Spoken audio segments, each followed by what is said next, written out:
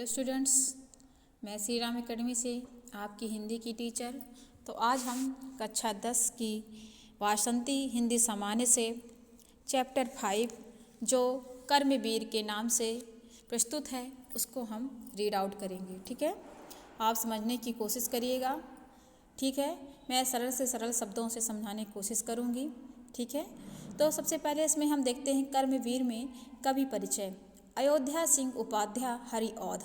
ये उपाध्याय हरिऔध जो हैं द्विवेदी युगन महत्वपूर्ण कवि अयोध्या सिंह उपाध्याय हरिऔध का जन्म सन 1865 में ईस्वी में ग्राम निजामाबाद जिला आजमगढ़ उत्तर प्रदेश में हुआ था। कहाँ हुआ था?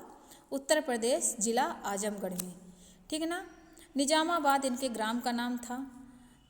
उत्तर प्रदेश में हुआ था तथा 5 वर्ष की अवस्था में फारसी के माध्यम से इनकी शिक्षा प्रारंभ हुई। किससे इनकी शिक्षा प्रारंभ हुई? फारसी से।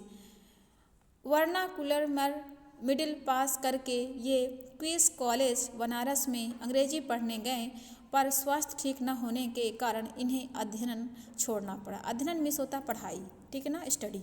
स्वाध्याय से इन्होंने हिंदी, संस्कृत और फारसी और अंग्रेजी में अच्छा ज्ञान प्राप्त कर लिया। स्वाध्ययन यानी खुद पढ़ाई करके, ठीक है ना, खुद स्टडी की, सेल्फ स्टडी में होता स्वाध्याय। ठीक है ना, जो प्राइवेट स्टूडेंट होते हैं वो खुद से पढ़ते हैं और एग्ज़ाम देते हैं, तो उसमें जब फॉर्म फिल करना होता है हमें, तो उसमें लिखा था स्वाध्याय। क्या लिखा जाता है?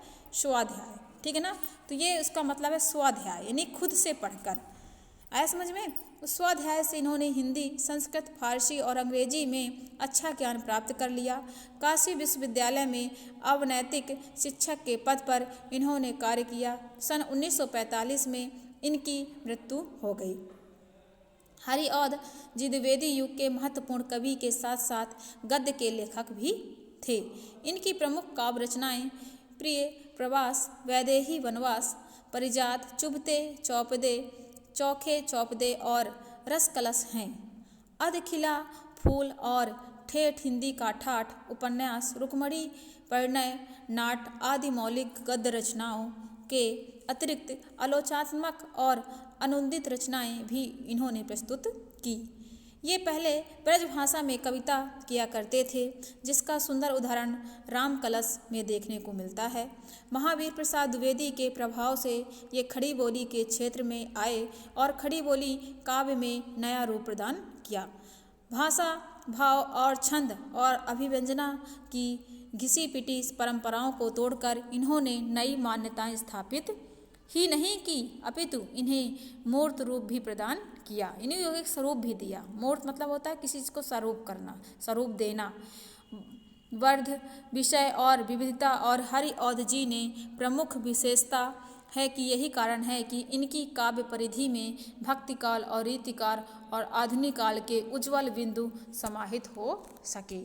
ठीक है, तो ये कैसे थे? बहुत ही प्रतिभा संपन्न और कई रचनाओं को इन्होंने कृत किया। ठीक है ना, तो इनका जन्म कब हुआ? 1865 में और इनकी मृत्यु 1945 में हुई। ठीक है ना, इनकी रचनाओं को आप एक बार रीड आउट करिएगा और सिंपली तौर से पढ़िएगा और आपके दिमाग पर बैठ जाएंगे। ठीक है, तो अब हम इसका पढ़ेंगे कर्मवीर का केंद्रीय भाव। प्रस्तुत कविता में हरिऔध जी ने जीवन में कर्म के वैभव को दिग्दर्शन कराया है। उनकी दृष्टि से संसार का संपूर्ण विकास मानवीय कर्म चेतना का ही परिणाम है। उनकी दृष्टि से संसार का जो संपूर्ण विकास है वो मानवीय इन्हीं मानव के कर्म पर ही डिपेंड है।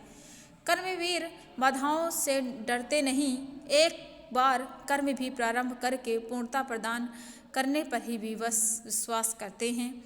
जो काम की कठिनता को देखकर घबराते नहीं, उनके जीवन में आने वाली विपत्तियां जल्दी दूर हो जाती हैं। केवल कल्पना जीवी और भाग्य के भरोसे रहने वाले लोग कर्म के सौंदर्य से परिचित नहीं हो पाते।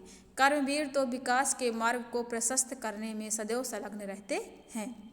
ठीक है ना, जो कर्मवीर होते हैं तो अपने कार्य को निरंतर कंटिन्यूटी प्रशस्त करते रहते हैं, यानी करते रहते हैं, रुकते नहीं हैं। हमारा संपूर्ण भौतिक विकास कर्मवीरों का ही गौरवपूर्ण इतिहास है। यानी हमारा जो संपूर्ण भौतिक विकास है ना, हमारा जो विकास है तो क्या है, गौरवपूर्ण इतिहास से भरा हुआ है। इसी कविता में ओजपूर्ण की प्रधानता और उत्साह का अद्भुत प्रदर्शन है। इस कविता में हमें कर्मवीर कैसे होते हैं उसके भाव हमको, उसकी पंक्तियाँ देखने को हमको मिलेगी। ठीक है, तो चलिए हम शुरू करते हैं और ध्यान से सुनिए और समझने की कोशिश करिए। अगर एक बार में आपके समझ में नहीं आए तो दोबारा इस वीडियो को देखें बार बार, तो साधारणता रूप से समझ में आ जाएगा। ठीक है, तो चलिए शुरू करते हैं। देख कर बाधा विविध बहुविघ्न घबराते नहीं, रहे भरोसे भाग के दुख भोग पछताते नहीं। काम कितना भी कठिन हो किंतु उकताते नहीं, भीड़ में चंचल बने जो वीर दिखलाते नहीं। हो गए एक आन में उनके बुरे दिन भी भले, सब जगह सब काल में वे ही मिले फूले फले। ठीक है, तो हरिऔध उपाध्याय जी कहते हैं कि देख कर बाधा विविध, यानी जब कई बाधाएं आती हैं बहुत सारी, विविध मीन्स कई प्रकार के, बहुविघ्न घबराते नहीं, जो विघ्न हर्ता होते हैं वह कभी घबराते नहीं हैं। रहे भरोसे भाग के दुख भोग पछताते नहीं, जो भाग के भरोसे रहते नहीं, अगर भाग्य में होगा तो हमारे मिल जाएगी, वो कभी किसी चीज़ को देख कर पछताते नहीं, दुख का भोग नहीं पछताते, यानी कार्य करते रहते हैं। काम कितना भी कठिन हो किंतु उकताते नहीं, यानी कितना भी कठिन काम हो, है ना, कभी उसको देख के ओह हम नहीं कर पाएंगे, बहुत कठिन है, ऐसा कभी भी उकताते नहीं। भीड़ में चंचल बने जो वीर दिखलाते नहीं, और जब भीड़ हो जाए तो चंचल बने वो वीर, ऐसा कभी दिखलाते नहीं हैं। और हो गए एक आन में उनके बुरे दिन भी भले, हो गए एक आन में, यानी उनका लक्ष्य जब निर्धारित हो जाता है, एक आन में से उनका लक्ष्य निर्धारित हो जाना, जब उनका एक लक्ष्य रहता है तो इस लक्ष्य में अगर बुरे दिन भी आ जाते हैं तो वह क्या करते हैं, घबराते नहीं हैं, उस कार्य को करते रहते हैं।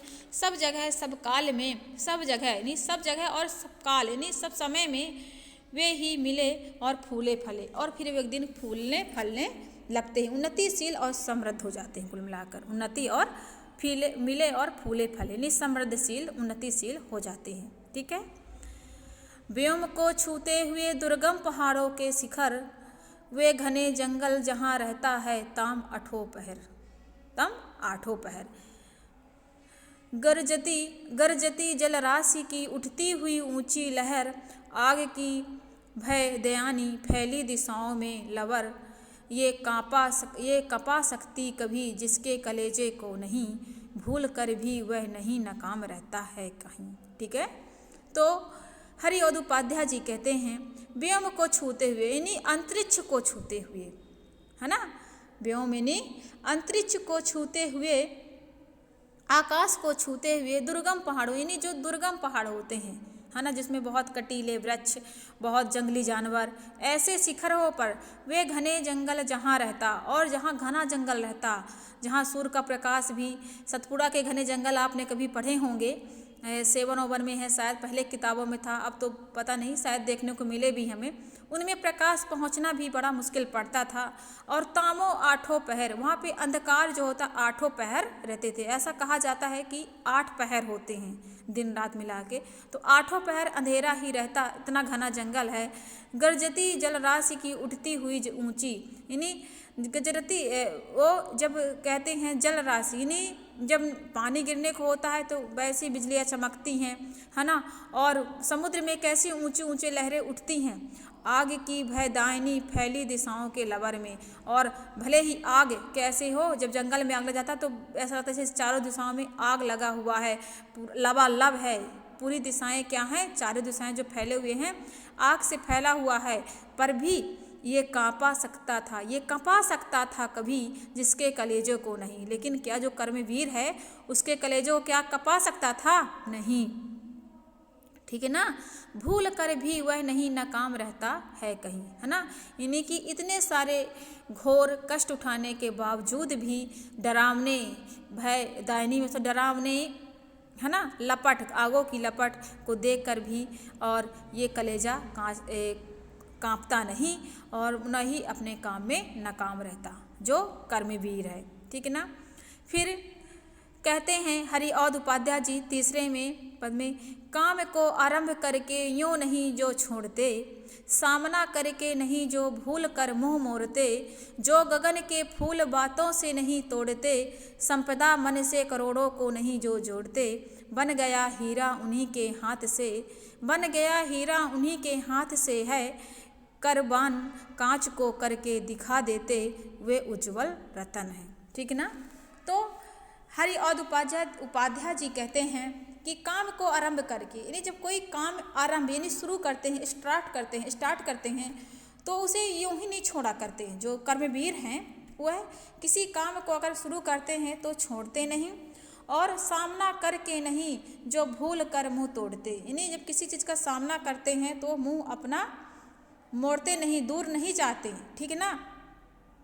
जो गगन के फूल के बातों से नहीं, यानी गगन के जो फूल है यानी कि आसमान के तारों से मतलब है, जो आसमान के तारों को तोड़ने का जो साहस रखते हैं, है ना, और संपदा मन में करोड़ों की नहीं जोड़ते, यानी कि संपदा मन में यानी कि जो संपदा है ना, यानी कि मन में लालच नहीं करते और जो धन संपत्ति के चक्कर में नहीं पड़ते, संपदा मन से करोड़ों को नहीं जोड़ते, है ना, यानी कि अपने मन में ये सारी संपदाओं को नहीं जोड़ते।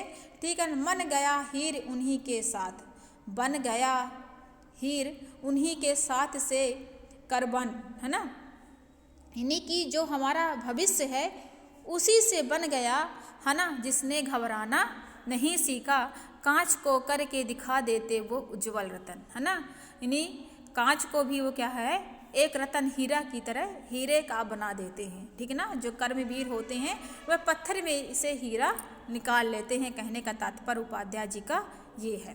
ठीक है। फिर चौथे पद में देखिए, पर्वतों को काट कर सड़कें बना देते हैं वे, पर्वतों को काट कर सड़कें बना देते हैं वे, सैकड़ों मरुभूमि में नदियां बहा देते हैं वे, गर्भ में जल राशि को बेड़ा चला देते हैं वे, जंगलों में भी महामंगल रचा देते हैं वे, भेद नभ तल का उन्होंने है बहुत बतला दिया है, उन्होंने ही निकाली तार की सारी क्रिया। ठीक है ना। देखिए अब ये आधुनिक काल की जो ये आधुनिक काल में जो ये वैज्ञानिकीकरण हुआ है ना, मॉडर्नाइजेशन हुआ है, उसके बारे में उपाध्याय जी कहते हैं कि पर्वतों को काट कर सड़कें बना देते हैं वे, यानी कैसे घने जंगलों में के बीच में वो सड़कें यानी रास्ता बना रहे हैं, कौन, कर्मवीर। ठीक है ना।